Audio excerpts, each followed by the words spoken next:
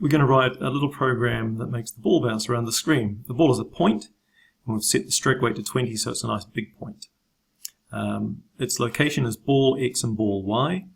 And every time through draw we change ball X, so that's the position across the screen, by a certain amount.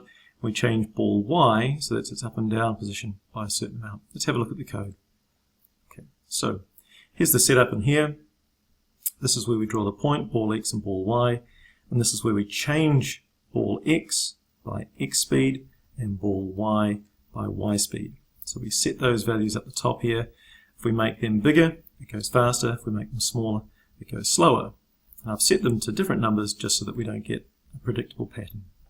Now, the really interesting thing here, though, is the collisions. We want to check if it hits the side, because if it hits the side, we need to change the X speed. So instead of making it go right, we want to make it go left if it hits this edge.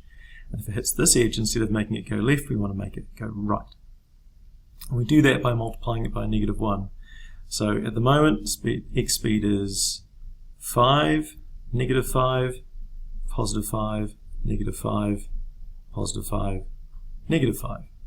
And the Y speed is 8, -8, 8, -8, 8, and so on. Right, so we just need to detect those collisions. So I've written two very simple functions here.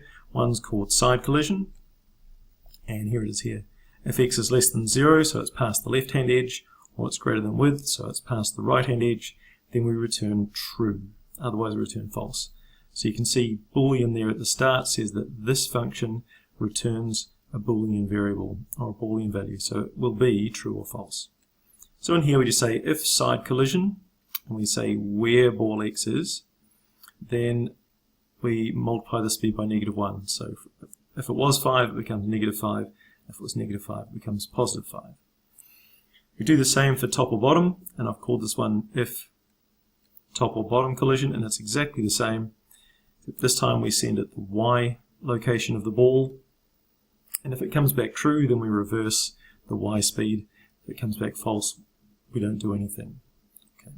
To see that in action, we can use the debugger. So I'm just going to turn the debugger on, and I'm going to set a breakpoint here. So if side collision, if it's off the left or off the right, it's going to return true. It'll stop. And same here for top or bottom. So when we run this, we should see it stop whenever it hits the edge. So if we run this here like this, okay, so it's hit the bottom. That means it's stopped at this point right here, and you can see the highlighting. For this one here, to fit it on the screen, I made it 400 by 400. So it's off the bottom if ball Y is greater than 400, which it is there, you can see. So when I carry on, we should see that this becomes -8, which means the ball is now going to go up. Let's carry on. Okay, so it became -8 and the ball went up. Now it's hit the side here, so it's gone out the right-hand side. So ball X should be greater than 400, which it is, which means it stopped here on this line. So it's detected that it's greater than the width.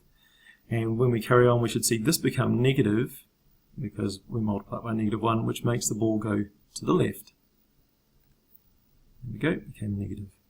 So now both of those are negative, so it's going left and up. And when it went left and up, it hit the top here, so we can see it's hit the top. So this is now true because Y is less than 0. Here's ball Y, it's gone off the top. And so if I carry on, we'll see this become positive, which means the ball will move back down the screen. Okay, it became positive. Get the pattern? Try it on your own program and make sure you're happy and you understand all of that. Before we integrate it with our other program, we should change this back to 600 by 600. So it matches the next thing we're going to do.